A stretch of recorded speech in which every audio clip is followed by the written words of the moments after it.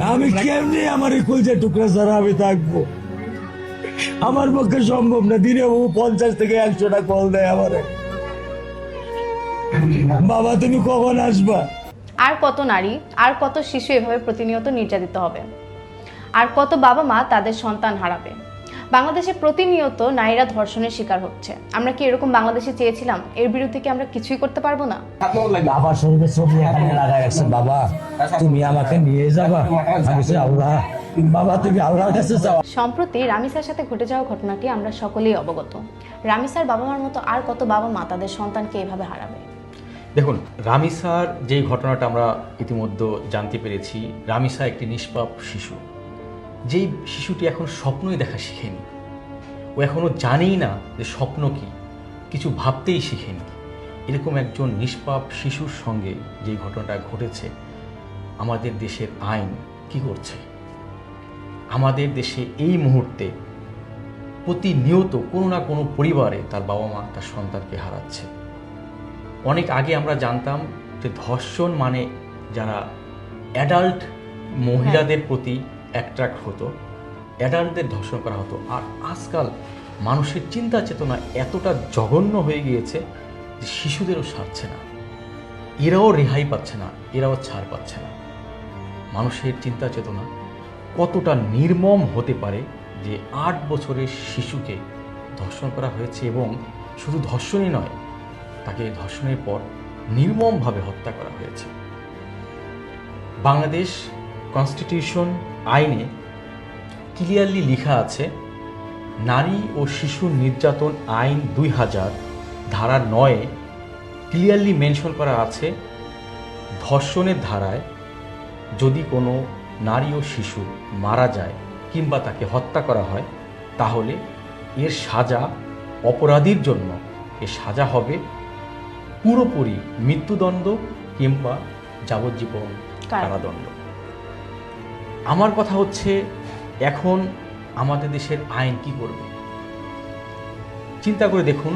যেটা আমি ভাবছি, আমরা সবাই ভাবছি, পুরো দেশবাসী ভাবছে এটাই, একটাই কথা। সবাই কিন্তু অলরেডি আন্দোলনে নেমে গিয়েছে। সবাই একটাই ভাষা, একটাই কথা চাচ্ছে, আমরা বিচার চাই। কিন্তু বিচারটা কি হবে আদৌ? আমার কোশ্চেন আপনাকে, বিচারটা কি হবে? ভেবে দেখুন, এই অপরাধীর বিরুদ্ধে আমরা লড়ছি, কিন্তু সাজাটা কি পাবো? পাবো না। কারণ এই অপরাধীর পক্ষে একজন আইনজীবী দাঁড়াবে এবং এই অপরাধ এখন সত্যের বিরুদ্ধে লড়বে। যেখানে আমরা সবাই বলি সত্য সবসময় মিথ্যার বিরুদ্ধে, অপরাধের বিরুদ্ধে লড়ে। এখন একজন অ্যাডভোকেট, লয়ার, যেই হোক আইনজীবী, উনি কিন্তু এই অপরাধীর পক্ষ নিয়ে কোর্টে কিন্তু লড়বে এই সত্যের বিরুদ্ধে। এখন সত্য কি জয় হবে? কোশ্চেন। আমার মাসুমে বাচ্চাটা কি অপরাধ করছে? এখানে আমাদের দেশের আইন ব্যবস্থা যদি কঠিন হয়, তাহলে এই ধরনের নির্মম এবং এই ধরনের জঘন্য কাজ থেকে ডেফিনেটলি আমাদের দেশের মানুষ রক্ষা পাবে। আপনি তখন বললেন গত 1 মাসে টোটাল 8টা শিশু ধর্ষণ হয়েছে। তো মাদকের বিরুদ্ধে আমাদের একটু কাজ করা দরকার। কারণ হচ্ছে যে এইভাবে মাদকটা বেড়ে যাওয়ার সাথে সাথে কিন্তু এই ঘটনাগুলো ঘটতে থাকবে।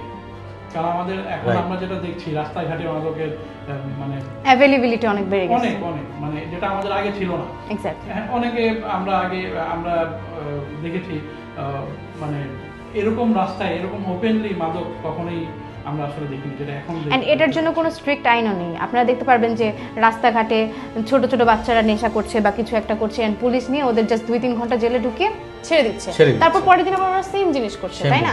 আর এই রামিসার ঘটনাতে সবথেকে উল্লেখযোগ্য বিষয় হচ্ছে যে ধর্ষণ করেছে ধর্ষণকারীর স্ত্রী। ওই ধর্ষণকারীর স্ত্রী ধর্ষণকারীকে হেল্প করেছে পালাতে, এন্ড তাকে ধর্ষণ করতেও হেল্প করেছে। আপনি বুঝেন যে এটা কেমন স্ত্রী হতে পারে, যে নিজের হাজব্যান্ডকে হেল্প করছে আর একটা ছোট নিষ্পাপ বাচ্চাকে নিজের বাচ্চার সমতুল্য হতে পারে। তারা ম্যারিড, তারা হয়তো এরকম একটা বাচ্চাও থাকতে পারতো। আজকে রামিসা হারিয়েছে, কালকে আপনার বোন হারাবে, আরেকটা মা তার সন্তান হারাবে, আরেকটা পরিবার তার কলিজার টুকরা হারাবে। আইনের ব্যবস্থা দ্রুত নেওয়া উচিত এবং সরকারের কাছে, আমাদের আইনের কাছে আমাদের একটাই অনুরোধ, প্লিজ দেশকে বাঁচান, দেশের মানুষকে বাঁচান। কারণ এই দেশের মানুষ দেশের জনগণ আপনাদের ভরসায় বেঁচে আছে।